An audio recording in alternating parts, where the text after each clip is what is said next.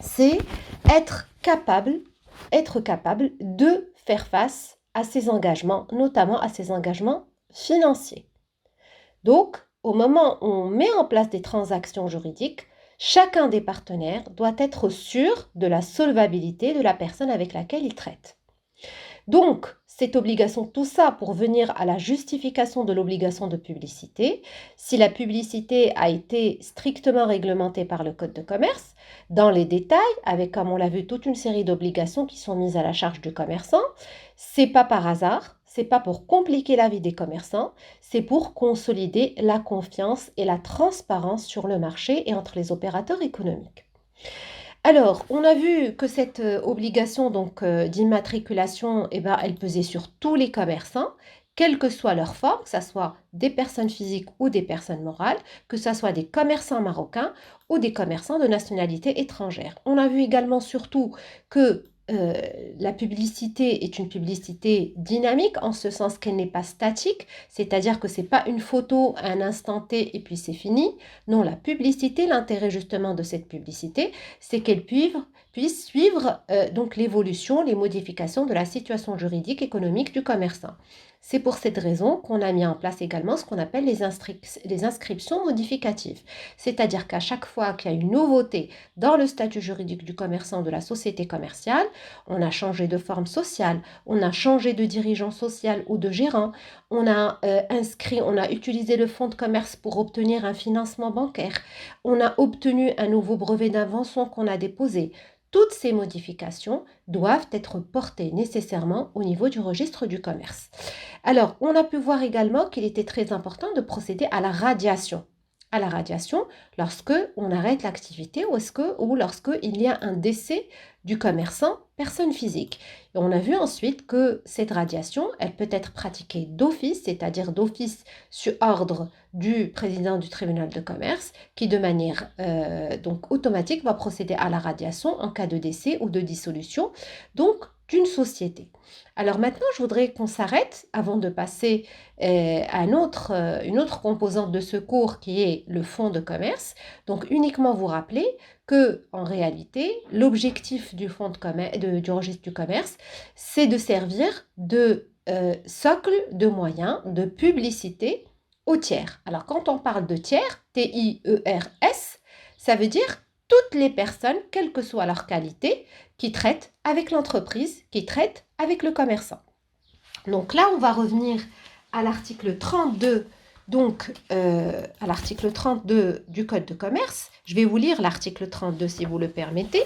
Donc, je vous ai demandé la dernière fois d'avoir vos codes de commerce avec vous. Il est absolument essentiel que vous ayez donc vos codes de commerce que vous allez pouvoir utiliser à plusieurs reprises. D'ailleurs, quand je fais référence aux articles de loi dans le cours, ça veut dire que vous devez absolument consulter ces articles de loi.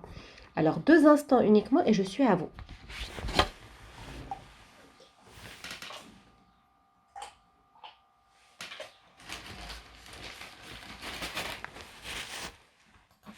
Alors, désolé. Donc, article 32, je vais vous le lire.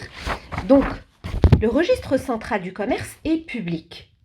Alors, on a vu que le registre central était organisé auprès de l'Office marocain de la propriété intellectuelle et industrielle.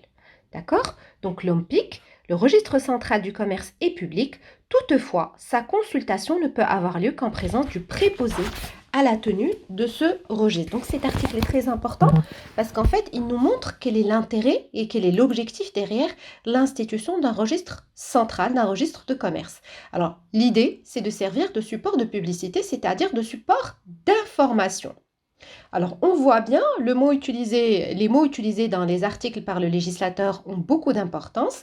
Ici, le législateur utilise le mot public, c'est-à-dire que tout un chacun, sans même devoir justifier pourquoi il souhaite demander cette information, peut obtenir les informations inscrites sur le registre du commerce. Donc, toutes les informations juridiques, économiques, financières relatives aux commerçants et aux sociétés commerciales peuvent être librement consultées par le public, c'est-à-dire par les tiers, par les fournisseurs, par les partenaires, par la banque, par tous les partenaires qui, à un moment ou à un autre, vont traiter avec les commerçants. Alors, ils peuvent non seulement consulter donc ce registre du commerce, mais ils peuvent encore obtenir donc des extraits écrits des informations contenues ou inscrites au niveau du registre du commerce. Donc, ils peuvent obtenir, par exemple, des certificats de radiation ou encore des certificats d'inscription ou encore des extraits sur toutes les informations, reprenant toutes les informations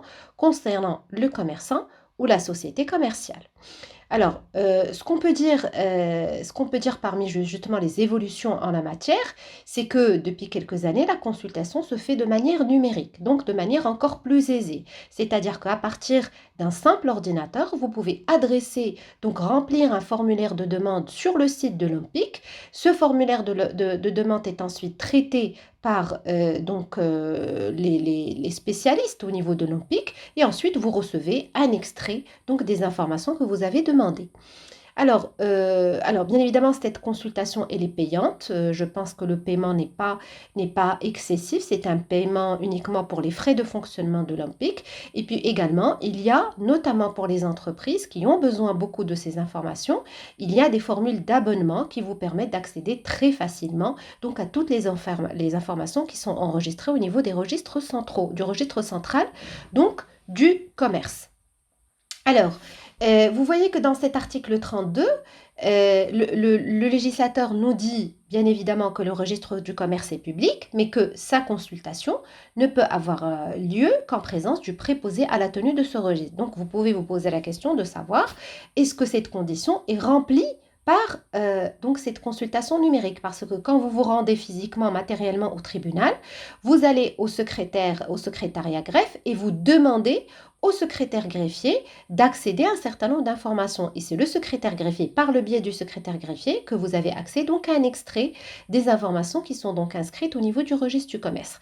Ici, la formule est plus simple puisque c'est une formule qui est 100% numérique. Alors bien évidemment, il y a toujours cette intermédiation du préposé au registre du commerce puisque l'accès ne se fait pas directement, mais après que la demande ait été validée par les services de l'OMPIC. Alors, l'idée également à préciser, c'est que de la même manière qu'il est très important de consolider la transparence et donc l'information entre les opérateurs économiques, on ne doit pas tomber dans une information qui peut se retourner contre le commerçant lui-même. Donc, il faut garder une juste mesure des choses, un équilibre des choses. Alors, en droit en général, vous allez souvent remarquer cette tendance ambivalente. On a toujours une règle avec des exceptions, toujours un principe avec des limites, toujours une doctrine avec une contre-doctrine, en fait parce que rien n'est simple en droit, parce qu'on recherche toujours à réaliser un équilibre entre des besoins qui sont souvent contradictoires. D'accord? Les tiers qui traitent avec l'entreprise, par exemple dans cet exemple-là d'information des tiers, donc de ceux qui traitent avec le commerçant, donc le commerçant, son intérêt, c'est de préserver son secret des affaires, alors que l'intérêt des tiers, c'est d'être dans une totale transparence pour traiter en toute confiance avec le commerçant. Donc comment on a concilié entre ces deux intérêts contradictoires ou divergents? Eh bien, on a mis en place cette consultation publique, mais attention, il y a une limite.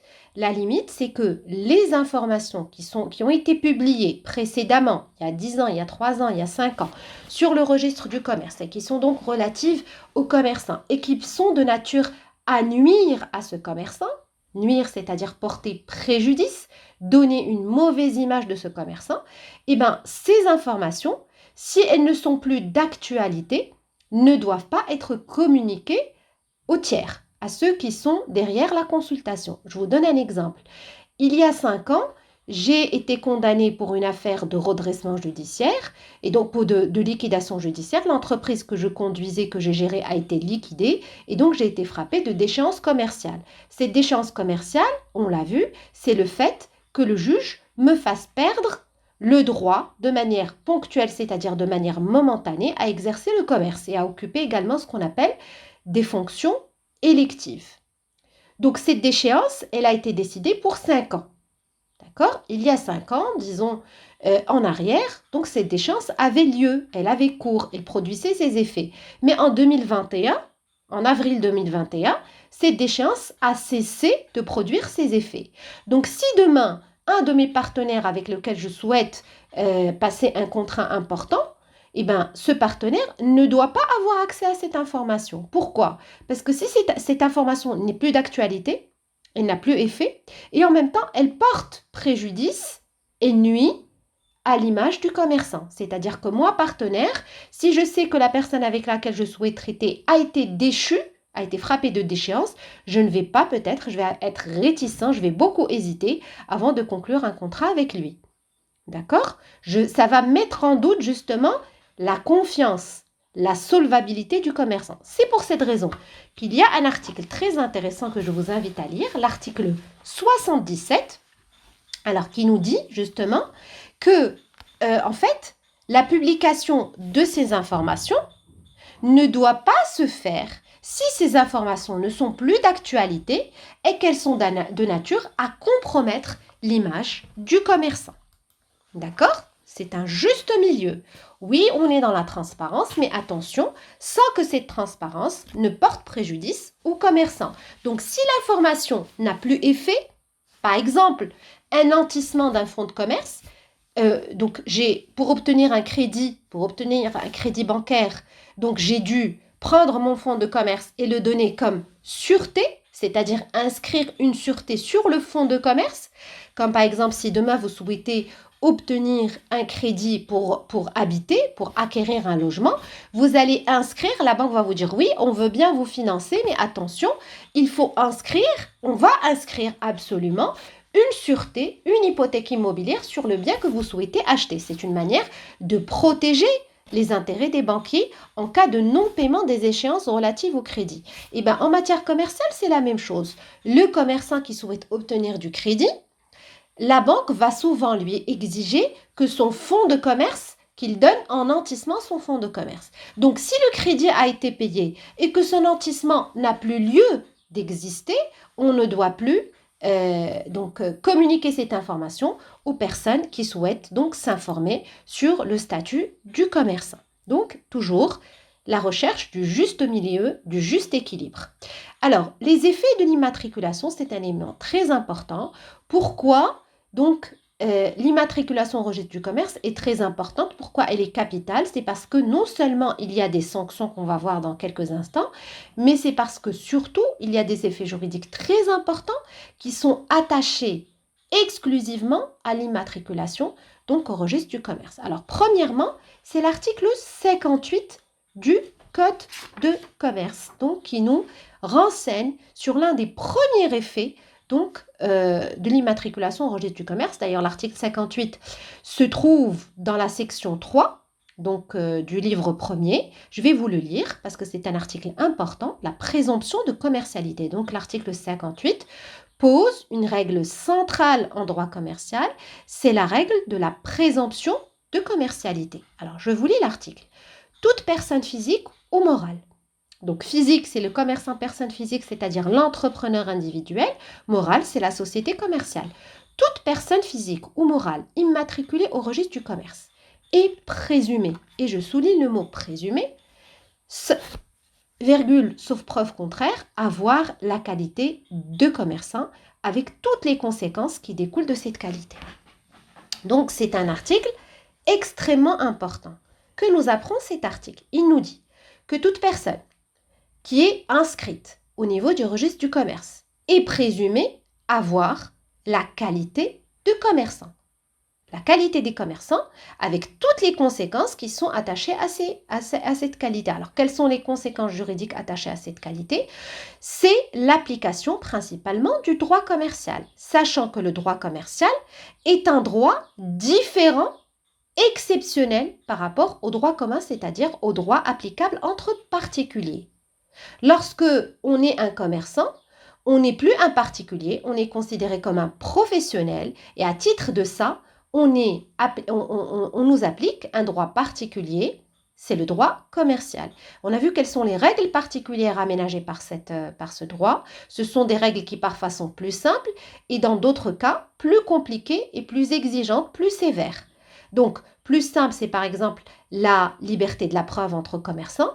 Plus sévère, c'est le fait qu'entre commerçants, la solidarité est présumée. D'accord? Donc, dès qu'on est inscrit au niveau du registre du commerce, on est présumé être commerçants. Avoir donc la qualité des commerçants, sachant que cette qualité, c'est une preuve simple, c'est pas une preuve, c'est une présomption simple, c'est pas une présomption irréfragable. Ça veut dire que cette qualité peut être combattue par le commerçant en apportant la preuve du contraire. Je vous donne un exemple. Je suis inscrite en tant que commerçant, par exemple, de vente de tissus, d'ameublement. En fait, j'ai exercé cette activité pendant un certain temps, mais ensuite, j'ai souhaité changer de métier et donc j'ai arrêté l'exercice de cette profession, de cette commerciale. Alors, sauf que j'ai négligé de procéder à la radiation, à ma radiation au niveau du registre du commerce. Donc, si demain j'ai un problème avec mon banquier, il va peut-être m'appliquer la règle de la solidarité présumée. Si je souhaite m'opposer à l'application de cette règle, je vais devoir prouver que je ne suis plus commerçant. Je vais dire, écoutez, même si je suis inscrite au niveau du registre du commerce, en fait, ça fait X années que j'ai arrêté l'activité commerciale. Et donc, qu'est-ce que je vais faire? Je vais combattre cette présomption de commercialité. Je ne vais pas le faire uniquement oralement. Il faut que je puisse combattre cette présomption de commercialité en apportant la preuve du contraire. Alors, je vais apporter la preuve comme quoi j'ai arrêté cette activité commerciale. Vous allez me dire, quelle peut être la preuve que j'ai fermé le magasin? Ça va être par exemple la rupture du contrat de bail qui me permettait d'exploiter le magasin. Je vais également apporter une pièce de la part de l'ONI, c'est-à-dire l'Office marocain de l'eau et d'électricité, qui prouve que tel magasin, telle adresse n'est plus alimentée en eau et en électricité depuis tel temps. Je vais pouvoir également apporter donc l'attestation de l'agent d'autorité, le caïd, qui va donc attester comme quoi j'ai arrêté l'activité commerciale depuis 2 ans, depuis 3 ans. Donc voilà, l'idée essentielle qui est donc consacrée par cet article 58, c'est que le fait d'être inscrit donc auprès des livres en tant que commerçant, donc sur le registre du commerce, va induire une présomption de commercialité, sachant que cette présomption de commercialité pourra être donc combattue par toute preuve contraire. Deuxième effet très important, donc relatif à l'inscription au registre du commerce, c'est l'acquisition de la personnalité morale. Et là, je vous demanderai d'être extrêmement attentif. C'est une règle fondamentale, cruciale, non pas qui ne concerne pas les commerçants personnes physiques, mais qui concerne uniquement les commerçants personnes morales, c'est-à-dire les sociétés commerciales. Alors, comme je vous l'ai expliqué la fois dernière, un des intérêts majeurs de la constitution d'une société commerciale, c'est que cette société constitue un être juridique à part entière, comme vous et moi. C'est-à-dire qu'il y a eu un patrimoine, un nom, une dénomination sociale, un siège social, et qui a donc surtout la capacité de s'obliger et d'obliger. D'accord? Donc, cette capacité à s'obliger juridiquement découle de l'existence de cette personne morale. D'accord? L'existence de cette personne morale, donc c'est-à-dire, elle existe grâce à l'existence de son patrimoine. Mais là, il y a cette règle particulière qui est extrêmement importante, c'est que l'acquisition de la personnalité juridique des sociétés commerciales est subordonnée à son inscription, à leur inscription au registre du commerce. Autrement dit, même s'il y a les actionnaires, les associés, même si on a fait les investissements en termes de capitaux, même si on a un siège social, qu'on exerce une activité, tant que cette société, même si on a des salariés d'ailleurs, même si tant que cette société ne s'est pas faite immatriculer auprès du registre du commerce, elle n'existe pas juridiquement, elle n'a pas de personnalité juridique, elle n'a pas donc de personnalité morale, elle n'a pas de patrimoine. C'est-à-dire que si demain il y a un problème, c'est le gérant, ce sont les associés qui devront répondre de ce problème sur leur patrimoine personnel et non pas la société en tant que telle. Donc, je reprends une règle très importante que vous allez peut-être étudier de manière plus approfondie l'année prochaine lorsque vous allez avoir donc un module portant sur le droit des sociétés. Les sociétés commerciales n'acquièrent de personnalité morale qu'à partir du moment où elles sont immatriculées au registre du commerce. D'accord? Troisième conséquence, également très importante, relative donc à l'immatriculation au registre du commerce, c'est que tous les changements qui s'opèrent au niveau de la vie juridique, du statut juridique du commerçant, ne sont opposables au tiers que si ils ont été inscrits au niveau du registre du commerce, que si ils ont fait l'objet d'une publicité légale. Alors comme ça, dit comme ça peut vous paraître comme étant une règle théorique, mais en fait, ça a une importance pratique extrêmement importante. Je vous donne un exemple. Je suis une SARL, une société, et j'ai un gérant. Ce gérant n'a pas donné satisfaction au bout d'un certain nombre de mois. Il a été révoqué. Donc le gérant, c'est la seule personne qui est donc habilitée à représenter la société. Qu'est-ce qu'on veut dire par représenter la société? Qui est capable, au nom de la société, de passer des contrats. Donc, de s'engager, de passer une commande, d'obtenir un crédit de financement, de recruter, etc. D'adhérer à un contrat de bail. Alors, elle le fait, non pas directement, mais par le biais de son gérant. Alors, si demain, ce gérant a été révoqué et que le procès-verbal de révocation de ce gérant n'a pas été déposé au niveau du registre du commerce, cette décision de révocation du gérant n'est pas opposable au tiers.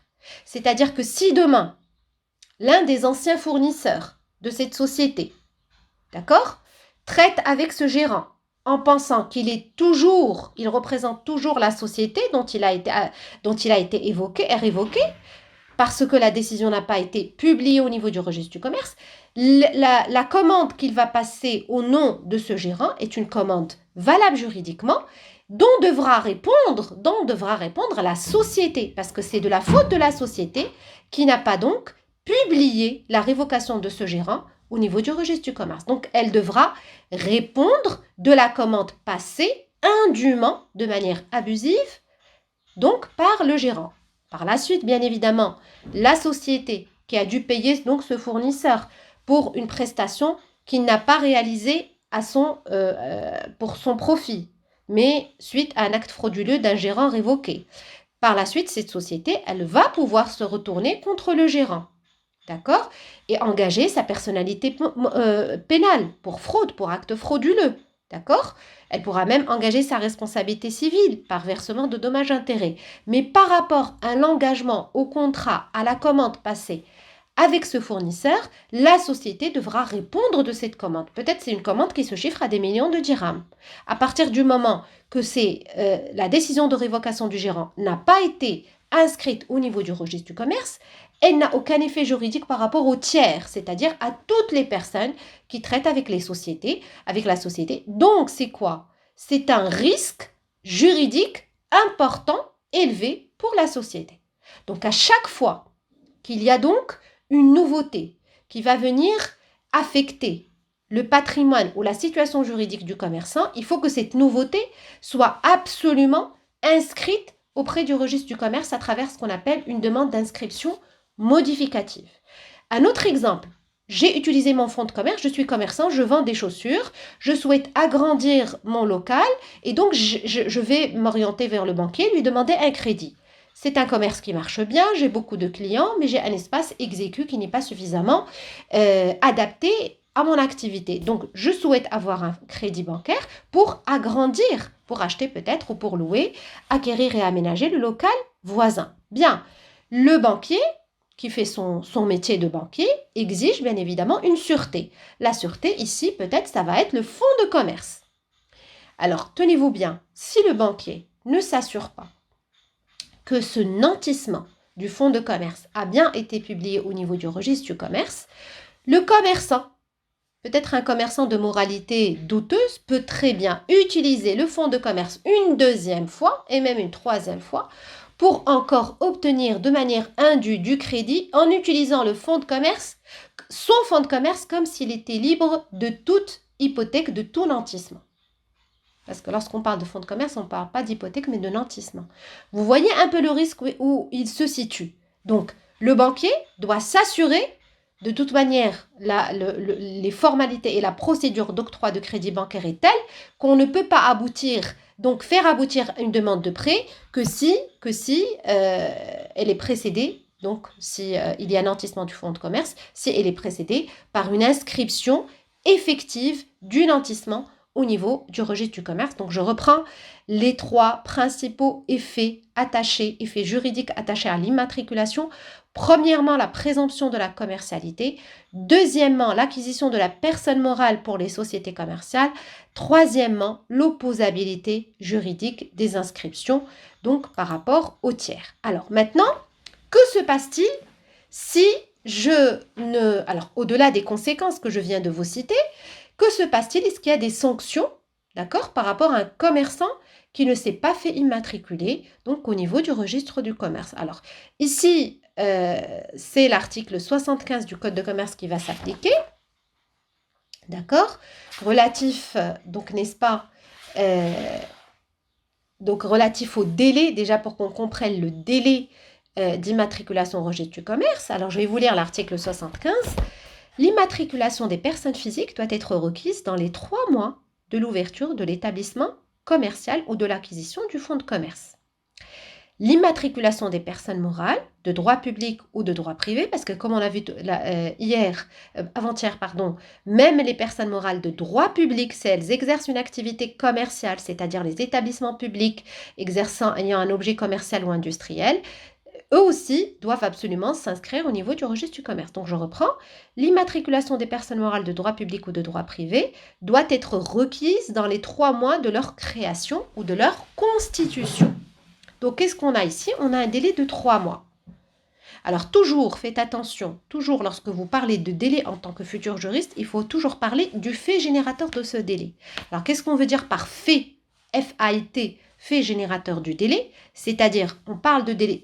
Parler d'un délai de 3 mois sans préciser le fait générateur n'a strictement aucune valeur. 3 mois à partir de quand? C'est ça le fait générateur. Donc ici, on a 2 faits générateurs différents en fonction de la nature du commerçant. S'il s'agit d'un commerçant personne physique, c'est 3 mois à compter de quoi? C'est 3 mois à compter de l'ouverture de l'établissement commercial ou de l'acquisition du fonds de commerce. D'accord? Et pour une société commerciale, s'il s'agit donc d'une personne morale, c'est 3 mois à compter de leur création, c'est-à-dire de leur constitution. Donc, c'est important de préciser ces délais pour comprendre un petit peu qu'il s'agit véritablement d'une obligation. Alors, que se passe-t-il en cas de défaut d'immatriculation? Le défaut d'immatriculation expose le commerçant à des sanctions. À des sanctions, c'est une amende qui, à mon sens, n'est pas suffisamment élevée, n'est pas suffisamment dissuasive. Elle va de 1000 à 5000 dirhams. D'accord? Même chose pour le défaut de mention du numéro d'immatriculation, parce que j'ai oublié de vous dire, de noter avec vous cette observation importante. Quand on a parlé tout à l'heure de la consultation du registre central, alors il faut savoir que cette consultation se fait en renseignant le numéro d'immatriculation du commerçant. Chaque commerçant a un numéro d'immatriculation. Chaque société commerciale a un numéro d'immatriculation au registre du commerce. C'est un peu comme le code barre. Vous savez, quand vous êtes à la caisse d'un supermarché et que vous passez des produits, vous avez des codes barres. Ça facilite beaucoup parce que le simple fait de scanner le code barre donne le prix et la nature du produit. C'est un peu la même chose pour les commerçants. Chaque commerçant a son code barre, c'est-à-dire son numéro du registre du commerce.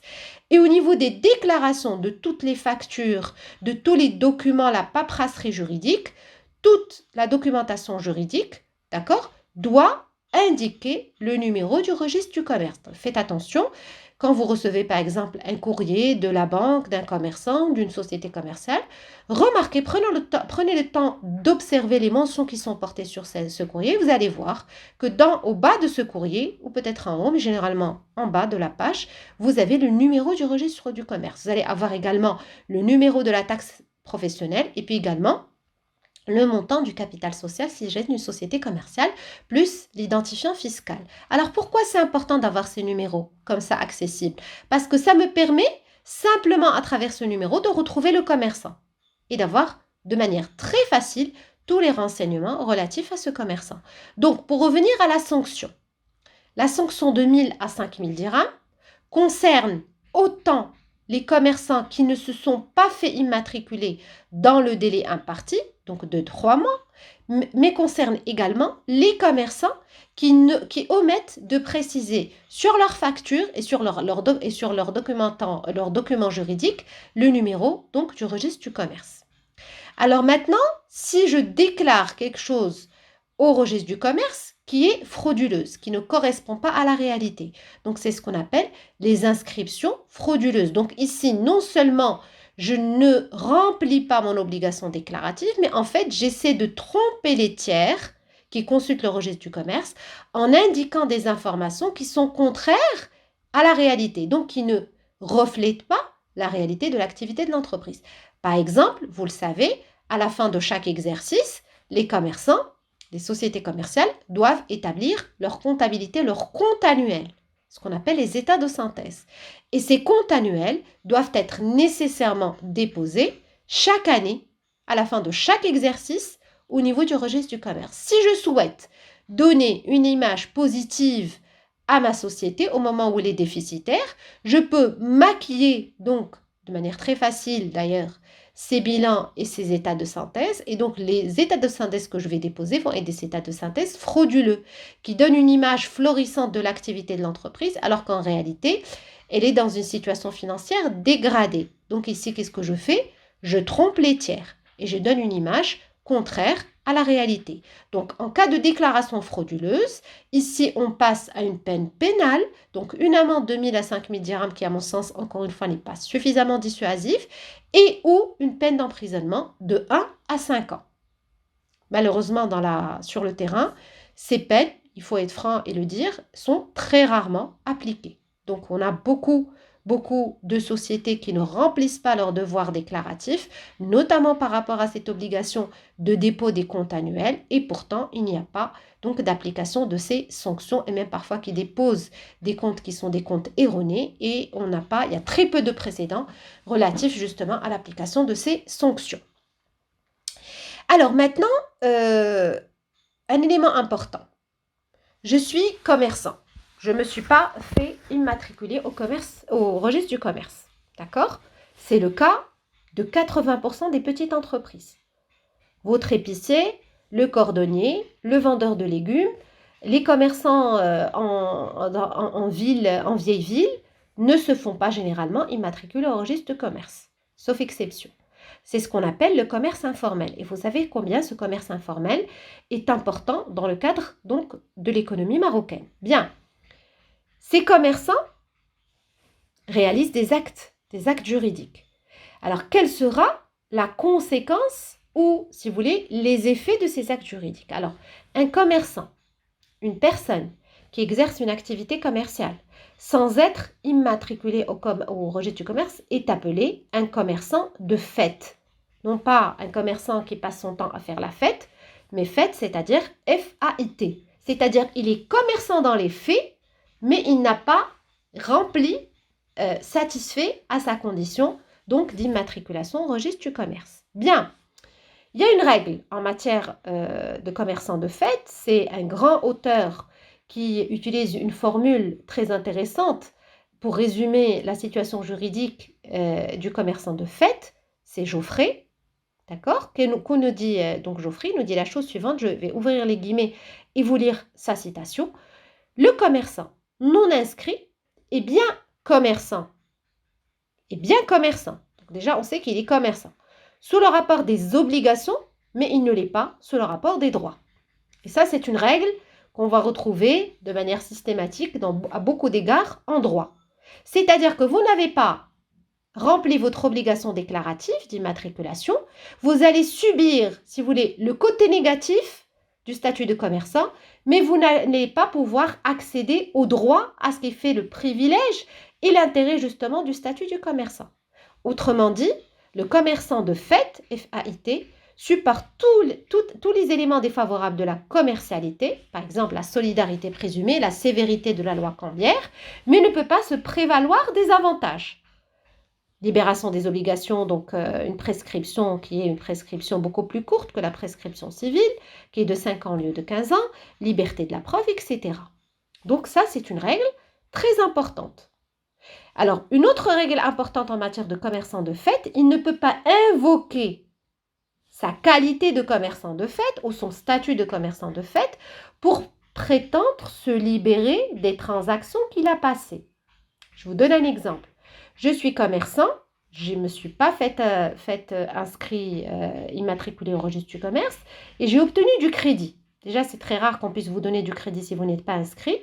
Il faut que votre condition juridique soit tout à fait conforme, d'accord? Mais c'est une simple hypothèse, un cas d'école. J'ai obtenu du crédit, mais lorsque vient le moment où je dois payer les échanges, je dis à mon banquier ou à mon prêteur, mettons que c'est un prêteur, une personne physique en particulier, je lui dis, écoutez, en fait, le crédit que vous me l'avez donné, vous me l'avez accordé en tant que commerçant, mais en fait, moi, je ne me suis pas immatriculée, donc j'exerce le commerce de manière un peu occulte, illégale, et par conséquent, j'estime que ce contrat est illégal, il n'a pas de base légale, il ne produit pas d'effet juridique, et par conséquent, même si j'ai eu la somme que vous m'avez débloquée, eh ben, je m'estime que je suis libérée de mes obligations à votre égard. Puisque de toute manière, le contrat qu'on a passé est un contrat nul. Il est frappé de nullité puisque la qualité dont je me suis prévôt est une qualité donc qui n'est pas régulière. Alors bien évidemment, le commerçant de fait ne peut pas se prévaloir de sa carence, c'est-à-dire du fait qu'il n'a pas rempli son obligation légale pour obtenir la libération des engagements qu'il a passés. Il doit absolument, d'accord, répondre de tous ces engagements juridiques qu'il a souscrits ou auxquels il a adhéré en tant que commerçant. Sinon, bien évidemment, ça serait trop facile. Alors, je peux être également une société commerciale de fait. Donc, ça peut être un commerçant de fait, personne physique, ou une société de fait. Une société de fait, c'est une société commerciale qui existe avec des associés, avec une activité, avec un capital social, mais qui n'a pas été immatriculée au registre du commerce. Donc ici, ça veut dire qu'elle ne dispose pas donc d'une personnalité morale. Ça veut dire que si demain elle a des problèmes, ce sont les associés qui sont indéfiniment responsables et qui doivent répondre donc des dettes sociales. Bien, alors je voudrais à présent venir donc à un élément, troisième composante de notre cours, à savoir le fonds de commerce. Mais peut-être avant de passer au fonds de commerce, que vous avez des questions à poser par rapport justement aux obligations du commerçant. Avant qu'on puisse donc passer à l'étude du fonds de commerce.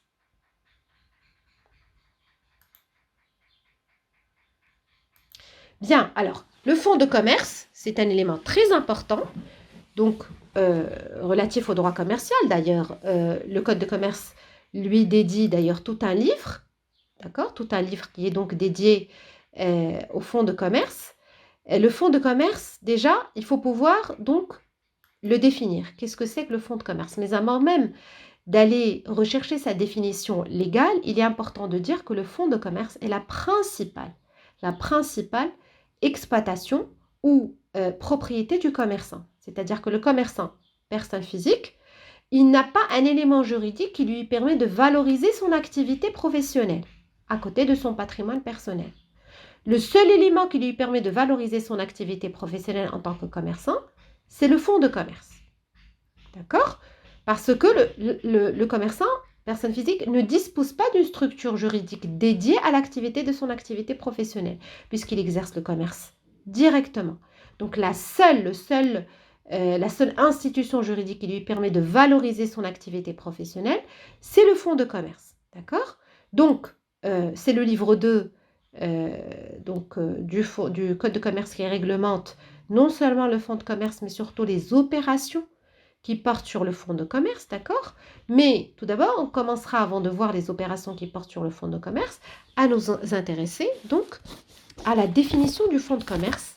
C'est une définition très importante. Elle est courte, mais elle est très importante. Pourquoi? Parce qu'en fait, elle est venue mettre fin à un débat doctrinal, trancher une discussion doctrinale entre les auteurs, parfois même entre les juges, qui hésitaient quant à la nature juridique du fonds de commerce. Parce que vous allez le voir, le fonds de commerce est une institution particulière. Elle est composée d'éléments qui sont des éléments hétéroclites. Hétéroclites, ça veut dire qu'ils ont une nature différente et qui sont donc rassemblés à l'intérieur de ce fonds de commerce. Je vais lire l'article 79 avant de nous arrêter sur les éléments les plus importants de cette définition. Donc, article 79. Le fonds de commerce est un bien meuble incorporel. Ça, c'est l'élément le plus important. Constitué par l'ensemble des biens mobiliers, je souligne le mot mobilier, affectés à l'exercice d'une ou de plusieurs activités commerciales. Bien, comme je viens de vous le dire, l'élément le plus important, qui revient d'ailleurs 2 fois, c'est qu'il s'agit d'un bien meuble. D'un bien meuble incorporel, constitué par l'ensemble des biens mobiliers. Bien meuble, qu'est-ce qu'on veut dire par bien meuble? Ce sont, vous l'avez sans doute vu dans le cadre du droit civil et de l'introduction à l'étude du droit, un bien meuble, ce n'est pas le bien meuble dans le langage courant, et en droit, constitue un bien meuble, tout bien, tout élément de la propriété patrimoniale qui peut être déplaçable et transportable. D'ailleurs, il y a des meubles par nature et des meubles par destination. Vous le savez sans doute. Une climatisation qui est fixée au mur devient un immeuble par destination. D'accord? Les biens meubles, ce sont des biens déplaçables, transportables. Donc, première information, le fonds de commerce est un bien transportable, déplaçable. Bien. Deuxième information, c'est un bien incorporel. Alors, qu'est-ce qu'on veut dire par bien incorporel? La société commerciale est une personne incorporelle, immatérielle. Le brevet d'invention est un bien immatériel, incorporel. Donc, bien incorporel, ça veut dire qu'il n'a pas d'existence matérielle, qu'on ne peut pas toucher, mais qui a une valeur.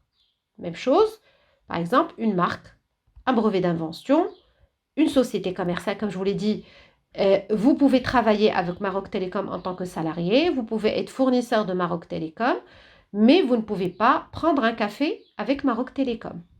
D'accord? Donc, ce sont des personnes immatérielles, mais ils existent juridiquement. C'est la même chose pour le fonds de commerce. Le fonds de commerce est un bien incorporé. Il n'a pas de corps, il n'a pas d'enveloppe matérielle. D'accord? Vous allez me dire, mais madame, le fonds de commerce contient des éléments qui sont des éléments matériels et donc corporels. Quand je parle de fonds de commerce, un magasin, dans le magasin, vous allez trouver des aménagements, des étages, des équipements, du matériel et outillage, un bureau, une vitrine, des mannequins, des marchandises. Donc, ce sont des biens corporels. Pourquoi donc le législateur marocain, et c'était justement l'objet de la controverse doctrinale, pourquoi donc le législateur marocain, à juste titre d'ailleurs, a opté pour une définition qui est focalisée sur le fait que le fonds de commerce constitue un bien meuble, mais surtout un bien meuble incorporel. Alors pourquoi? Parce qu'en réalité, les éléments les plus importants, ceux qui ont une valeur la plus élevée dans ce fonds de commerce, sont des éléments incorporels. Donc, les éléments qui apportent le plus de valeur au fonds de commerce ont un caractère incorporel. Et qu'en fait, l'objet même du fonds de commerce, quel est l'objectif d'un fonds de commerce? Quel est l'objectif d'un magasin? Je vous pose la question. Quel est l'objectif d'un fonds de commerce d'un magasin? C'est quoi? Quand j'ai un magasin, quand je mets en place un commerce, quel est l'objectif? Qu'est-ce que je cherche à faire? Offrir un service. Oui, pour faire quoi? Offrir un service en vue d'acquérir quoi? De constituer quoi? De former quoi? Un marché. Un marché? Un marché. Oui, Une clientèle, madame. une clientèle, c'est le mot que je cherchais.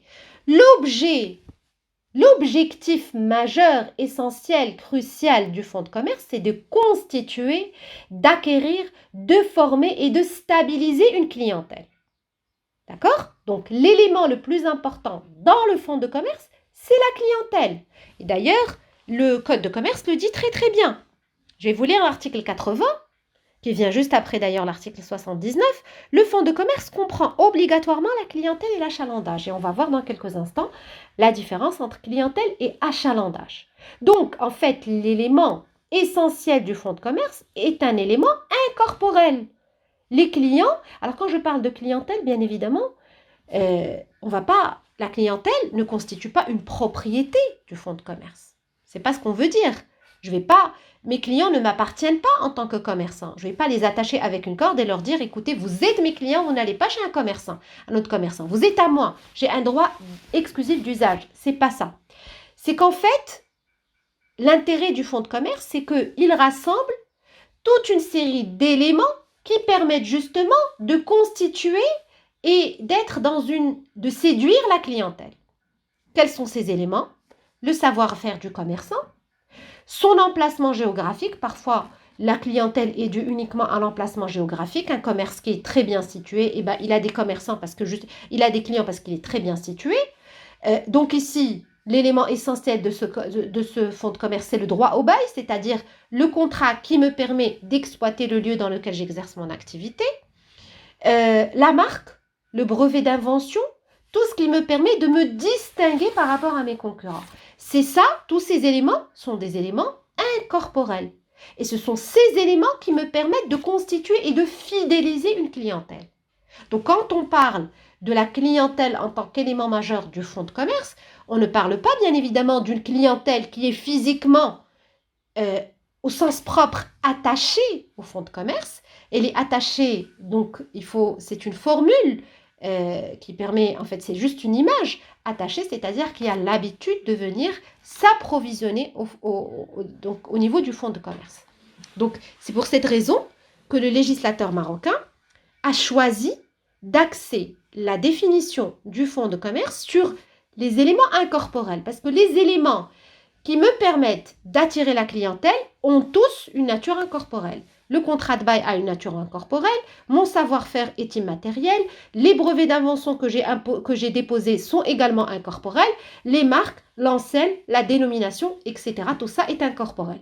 Maintenant, les outillages, les équipements, les marchandises, le stock, le bureau, la vitrine, elle a beaucoup moins d'importance. Elles ont une valeur, évidemment, mais c'est une valeur moins importante que les éléments incorporels. D'accord? Donc, l'idée, encore à retenir, c'est que le fonds de commerce est un ensemble. C'est ce qu'on appelle en droit une union. C'est-à-dire une union de quoi? Et le fonds de commerce est un sac composé de plusieurs éléments de nature différente. D'accord? C'est une combinaison de biens. C'est une unité, une union d'éléments qui sont des éléments disparates, mais ils sont ensemble, ces éléments, on les réunit. Pourquoi? Dans un objectif fondamental, crucial, c'est donc de garder et de former une clientèle. D'accord? Il y a une énumération d'ailleurs, l'article 80 énumère les différents éléments qui constituent donc cette combinaison de biens. Alors je vais vous lire l'article 80, on a lu déjà le premier alinéa qui nous apprend qu'il n'y a pas de fonds de commerce sans clientèle et sans achalandage. J'en arrive donc au deuxième alinéa. Il comprend aussi tout autre bien nécessaire à l'exploitation du fonds. Donc tout ce qui est nécessaire à l'exploitation d'un fonds de commerce fait partie de ce fonds de commerce. Mais attention, c'est un bien meuble.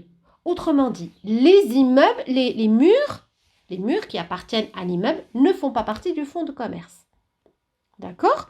Donc, pour exploiter le fonds de commerce, j'ai besoin uniquement d'un contrat de bail. Bien sûr, je peux être propriétaire de ce local. Et à ce moment-là, il y a une coïncidence entre la propriété des murs et la propriété du fonds de commerce. Mais ce n'est pas le cas le plus fréquent.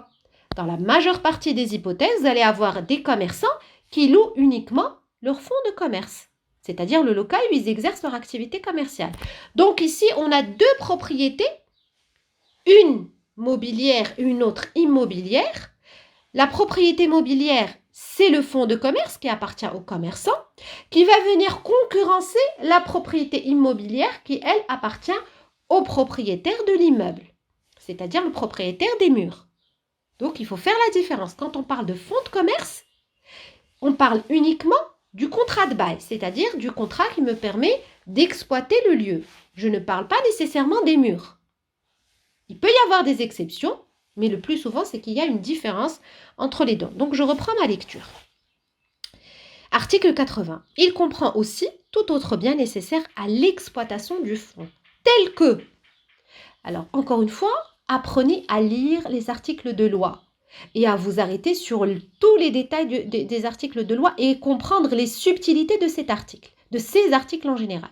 Donc, ayez le réflexe d'un futur juriste, toujours avoir vos textes de loi sous la main et vous habituer à pratiquer les lectures de ces textes et comprendre chacun de ces articles en faisant attention aux détails dans la terminologie. Par exemple, pour vous donner un exemple simple, lorsque le législateur nous dit tous les autres biens nécessaires à l'exploitation du fonds, tels que, il commence l'énumération.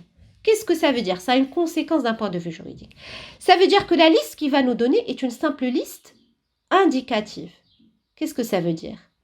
Indicative, ça veut dire qu'elle n'est pas exhaustive. Quelle est la conséquence juridique de cette constatation?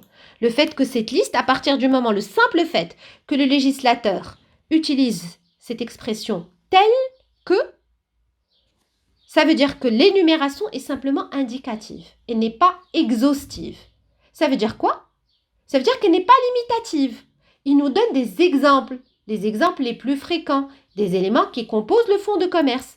Mais ça ne veut pas dire que je peux ajouter un élément supplémentaire aux éléments qui sont énumérés par l'article 80. Pourquoi? Parce qu'on voit bien que c'est une liste donnée à titre d'exemple uniquement. Donc faites attention, toujours apprenez à bien analyser vos textes légaux et vos articles de loi. Tels que quoi? Tels que quoi? Tels que le nom commercial, l'enseigne, et on va voir quelle est la différence entre nom commercial et enseigne, le droit au bail, c'est ce que je vous ai dit tout à l'heure, le mobilier commercial, tous les aménagements qui me permettent d'exploiter le fonds de commerce, les marchandises. Alors, quand on parle de mobilier commercial, on est dans des éléments corporels. Les marchandises, c'est-à-dire le stock, éléments corporels. Le matériel et outillage, éléments corporels. Les brevets d'invention, les licences, les marques de fabrique, de commerce et de services, les dessins et modèles, industriels, et généralement tous les droits de propriété industrielle, littéraire ou artistique qui y sont attachés. On va voir par la suite que l'un des éléments les plus importants au niveau du fonds de commerce, ce sont les éléments tenant à la propriété industrielle, intellectuelle et commerciale, qui permettent justement aux commerçants de se distinguer par rapport à ses concurrents. Alors, je voudrais prendre quelques instants avant de rentrer plus en avant dans les détails relatifs au fonds de commerce pour faire la distinction entre fonds de commerce et institutions voisines. Par exemple, quelle est la différence entre le fonds de commerce et la société commerciale? Je vous pose la question et j'attends vos réponses. Quelle est la différence entre un fonds de commerce et une société commerciale? Est-ce que c'est la même chose? Quelle est la différence entre les deux? J'attends vos réponses. Je pense que maintenant, vous avez suffisamment d'éléments pour pouvoir répondre à cette question. Comment distinguer le fonds de commerce? Qu'est-ce qui distingue le fonds de commerce, donc, de la société commerciale? Madame, Oui, allez-y, je vous écoute. la société est un sujet de droit. Oui, Par contre, le fonds de commerce est un objet de droit. très bien. Qu'est-ce qu'on veut dire par là? Qu'est-ce qu'on veut dire par sujet de droit, objet de droit? Effectivement, vous avez raison, la société est un sujet de droit alors que le fonds de commerce est un objet de droit. Et là aussi, les termes sont clairs. Qu'est-ce que ça veut dire? Qu'est-ce que ça suppose? Est-ce qu'un fonds de commerce peut être propriétaire d'une société commerciale? Dites-moi oui ou non. Est-ce qu'un fonds de commerce peut être propriétaire d'une société commerciale? Oui, non. Qu'est-ce que vous en pensez? Est-ce qu'un fonds de Madame, commerce... c'est plutôt Oui, allez-y. c'est plutôt le contraire, parce que le fonds de commerce représente tous les moyens dont l'entreprise met en œuvre pour acquérir la clientèle. Alors, est-ce que c'est oui ou c'est non? Non. Non, pourquoi? Oui, je suis d'accord avec vous. Non, pourquoi? Parce que, pourquoi?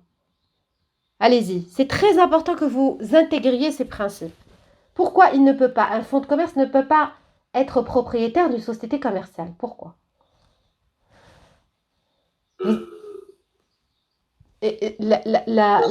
La réponse est dans les termes. Et dans les termes, la société commerciale est un sujet de droit, alors que le fonds de commerce est un objet de droit. Donc déjà, Madame, oui, oui, madame, on peut dire que la société est une personne, tout à fait. alors que le fonds de commerce est un ensemble de biens. Absolument. Vous avez exactement la bonne réponse, mademoiselle Yasmine Khalfaoui. Tout à fait. Lorsqu'on parle de sujet de droit, je suis sujet de droit. Vous et moi, on est tous sujets de droit. On a tous une personnalité juridique. Donc, on peut être titulaire de droit. D'accord? Mais le fonds de commerce, c'est un objet de notre patrimoine. Il ne peut pas lui-même, il ne dispose pas d'une personnalité juridique. qui l'anime, qui lui donne vie et qui lui permet donc d'avoir lui-même un patrimoine. Vous et moi, on est des personnes juridiques à part entière et donc on peut avoir un patrimoine. Et donc on peut posséder une société commerciale. On peut constituer une société commerciale. On jouit d'une pleine et entière capacité juridique, à moins d'être frappé par une cause d'incapacité, comme on a vu il y a quelques séances. Mais le fonds de commerce est uniquement une composante patrimoniale, comme pourrait l'être un terrain, comme pourrait l'être un immeuble, comme pourrait l'être une maison, comme pourrait l'être une voiture. C'est un objet de droit. Sauf que c'est un objet de droit qui a une importance excessive dans la mesure où, dans certains cas, il peut concurrencer l'immeuble dans lequel il est. C'est-à-dire que la propriété dont jouit le commerçant va venir induire des contraintes par rapport au propriétaire des murs. Je donne un exemple pour être encore plus simple.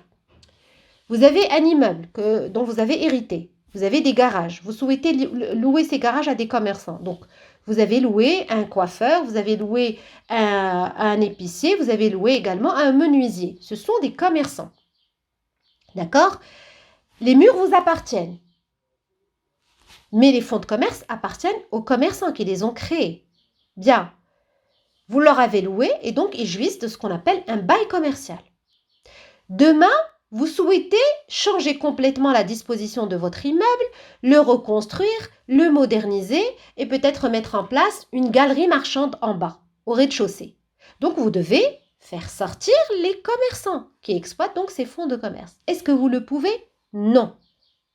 Donc, qu'est-ce qui se passe ici? Il y a une concurrence entre le droit de la propriété des murs, les vôtres en tant que propriétaire de l'immeuble, et les droits de qui? Des commerçants qui exploitent le fonds de commerce. Pourquoi? Parce que le fonds de commerce n'est pas un objet de droit ordinaire, c'est un objet de droit essentiel dans le patrimoine du commerçant. Pourquoi il est essentiel? Parce qu'il permet au commerçant d'exercer son activité et donc de vivre et de faire vivre sa famille derrière. Donc, le fonds de commerce est une propriété, c'est certes un objet de droit, mais c'est une propriété qui est extrêmement bien protégée par le législateur, par le code de commerce. Pourquoi? Parce qu'on cherche à préserver le principal gagne-pain de ces commerçants. La société, mademoiselle Doha Dormi me le dit, oui, la société elle-même peut exploiter le fonds de commerce. Mais un fonds de commerce ne peut pas exploiter une société commerciale. D'accord? Le fonds de commerce est une valeur, c'est un bien du commerçant qui constitue un élément de son patrimoine. Il ne constitue pas un patrimoine distinct, comme l'est une société commerciale. Alors maintenant, différence entre fonds de commerce et entreprise. Alors ici, la différence est plus subtile. Le fonds de commerce est une notion juridique, alors que l'entreprise est une notion économique. D'accord? Donc, l'entreprise est beaucoup plus large que le commerçant. Pourquoi?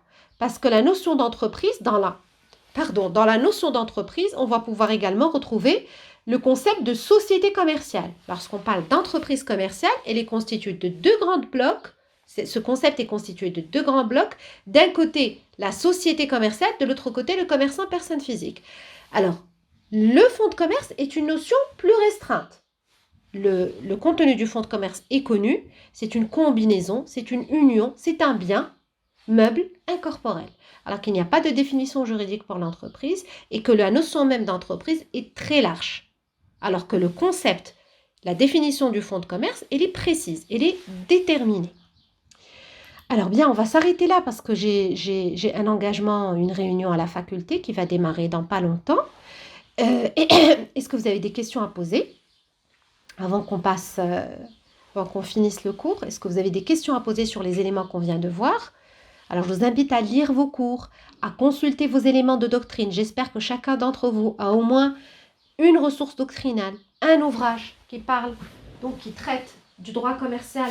Alors, je vous conseille le droit commercial fondamental du professeur Alami Machichi. C'est un ouvrage très complet dans lequel vous allez retrouver des développements très précis sur un certain nombre d'éléments qu'on a pu voir. Il y a d'autres ouvrages qui sont tout à fait intéressants et que je vous ai cités d'ailleurs en doctrine, en référence. Donc, ayez au moins une référence doctrinale pour enrichir votre compréhension du cours. Est-ce que vous avez des questions à poser? Bien, pas de questions à poser, ça veut dire que la compréhension... Madame, Oui, allez-y. madame, est-ce qu'on peut dire que le fonds de commerce constitue un élément central de l'entreprise? Oui, vous avez bien raison, c'est tout à fait Parce ça. que De- on ne peut pas concevoir une entreprise sans un certain nombre de biens ou bien qui permettent l'exploitation de cette entreprise. C'est très juste ce que vous dites, c'est tout à fait ça, effectivement. C'est un élément de l'entreprise qui est fondamental pour l'exercice de l'activité de l'entreprise, tout à fait. D'autres remarques ou d'autres ajouts par rapport à ce qu'on a vu? Bien, écoutez, je vous remercie pour votre attention et je vous dis très très bonne journée, très bonne fin de semaine. Et puis, Inch'Allah, à la semaine prochaine, on essaiera également de faire au moins 2 cours. Je vous remercie et donc à très bientôt. Merci, madame. Merci, au revoir. Au revoir. Merci, madame. Au revoir. Merci, madame. Au revoir. Merci, madame. Au revoir.